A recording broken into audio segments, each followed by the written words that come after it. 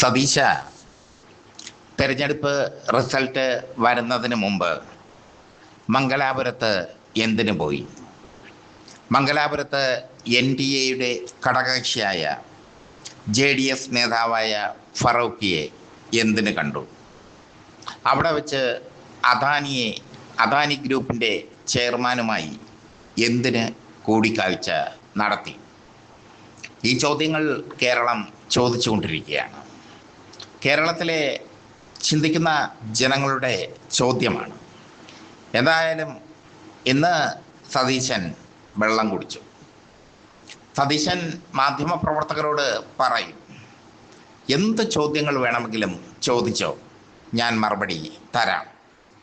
പക്ഷേ ഇന്ന് ഒരു ചോദ്യത്തിന് മാത്രം മറുപടി പറഞ്ഞില്ല. എന്തിനായിരുന്നു മംഗലാപുരം യാത്ര എന്നാണ് ഒരു പത്രപ്രവർത്തകൻ ചോദിച്ചത്. കൈരളിയുടെ പ്രതിനിധിയാണെന്ന് തോന്നുന്നു ആ ചോദ്യം ചോദിച്ചത്. അപ്പോൾ സതീശൻ പറഞ്ഞത്, താൻ അവിടെ വെച്ച് കണ്ടത് ആര്യാടൻ മുഹമ്മദിൻ്റെ, അതായത് മുൻ മന്ത്രിയും കോൺഗ്രസിൻ്റെ സമുന്നത നേതാവുമായ ആര്യാടൻ മുഹമ്മദിൻ്റെ ബന്ധുവിനെയാണ്. അദാനിയെ കണ്ടിട്ടില്ല. അടുത്ത ചോദ്യം, ചാർട്ടേഡ് ഫ്ലൈറ്റിൽ എന്തിനു പോയി? അതെൻ്റെ വ്യക്തിപരമായ കാര്യം എന്നാണ് സതീശൻ്റെ മറുപടി. ചാർട്ടേഡ് ഫ്ലൈറ്റിൽ പോയത് തൻ്റെ വ്യക്തിപരമായ കാര്യം. അപ്പോൾ അടുത്ത ചോദ്യം മാധ്യമപ്രവർത്തകൻ ചോദിച്ചില്ല. പക്ഷേ പൊളിറ്റിക്സ് കേരള ചോദിക്കുന്നു, ആ ചാർട്ടേഡ് ഫ്ലൈറ്റിന് ആരാണ് പൈസ കൊടുത്തത്?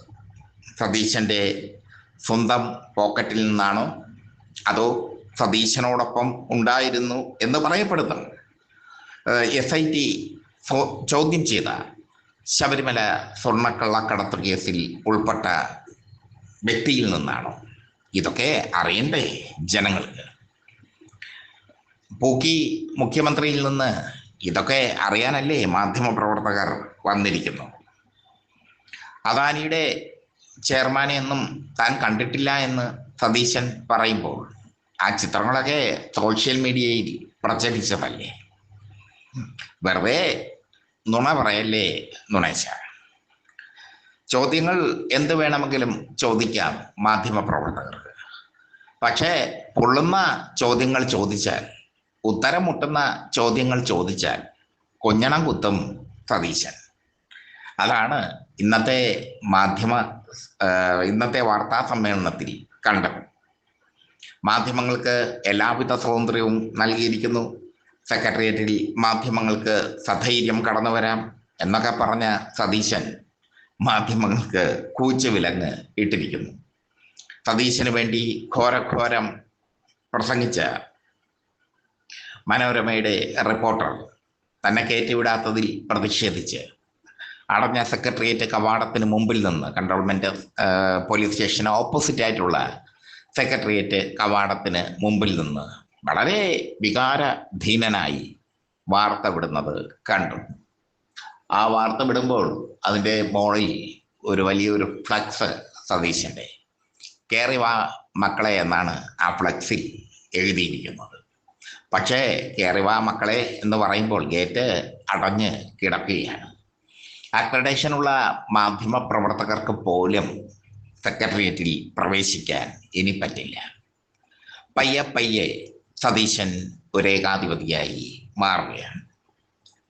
ആ ഏകാധിപതിയുടെ രൂപഭാവങ്ങൾ വരും ദിവസങ്ങളിൽ കേരളം കാണും. സതീശൻ മംഗലാപുരത്ത് പോയത് എന്തിനാണ്? അദാനിക്ക് കേരളം തീറെഴുതി വിൽക്കാനാണോ? ഈ ചോദ്യം ചോദിക്കുന്നത് ചിന്തിക്കുന്ന ജനങ്ങളാണ്, സാധാരണക്കാരാണ്. അതിനൊക്കെ കൃത്യമായ ഒരു ഉത്തരം പറയണ്ടേ? അതും ചാർട്ടേഡ്